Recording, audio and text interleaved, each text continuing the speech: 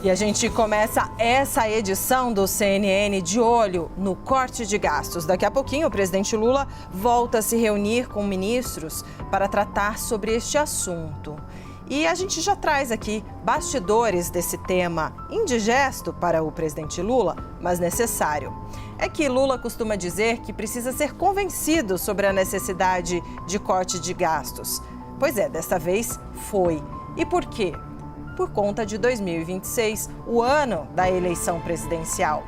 Lula ouviu do ministro da Fazenda, Fernando Haddad, e de outros atores da política econômica, inclusive que influenciam na política monetária e que não estão no governo. Pois bem, ouviu que se o governo não fizer um corte de gastos, contundente e de maneira rápida, o ano eleitoral pode ser catastrófico.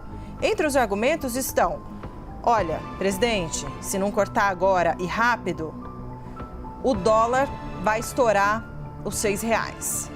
O que significa na ponta esse descontrole do câmbio, gasolina mais cara, pãozinho mais caro, e as pessoas entendem isso.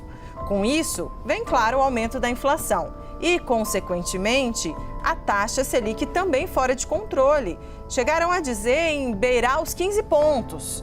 Em um cenário desses, o governo fica estrangulado, não vai conseguir cumprir as promessas de campanha, como, por exemplo, isentar de imposto de renda os que ganham até R$5 mil. Pois é, Lula prometeu isso em seu governo. Ou então, algo que ele já entregou, mas que não pode retroceder, como manter a política de reajuste do salário mínimo. Sem o cumprimento ao menos de parte do que prometeu, a reeleição ou emplacar um sucessor vai ficar muito difícil. O que Lula quer em troca, então, desse corte de gastos agora? Ele quer ter no horizonte, em 2026, algum espaço para fazer pacote de bondades. Yuri Pita.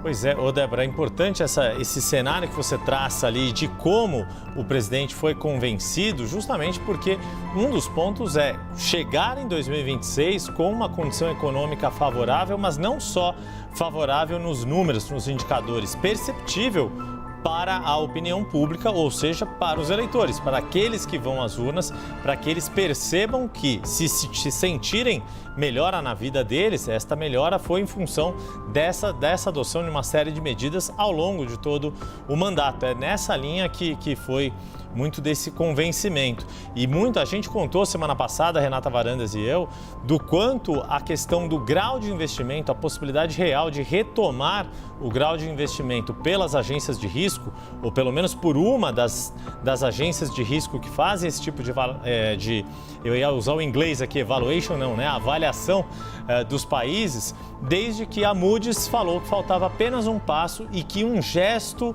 concreto do governo na direção de redução das despesas poderia ser esse último passo para voltar a retomar o grau de investimento que a gente lembra. Foi obtido no primeiro mandato de Lula e durante o segundo mandato, até a crise dos subprimes ali de 2008, a grande crise financeira de 2008. Antes disso, o governo dele pôde usufruir ali da bonança, uma grande entrada de investimento estrangeiro. Tanto que os papéis, né, da dívida brasileira, do Tesouro Brasileiro, né, a emissão de títulos da dívida brasileira, que eram muito baixas para estrangeiros antes do grau de investimento, multiplicaram e quando houve a perda ainda se mantiveram num patamar de 10%.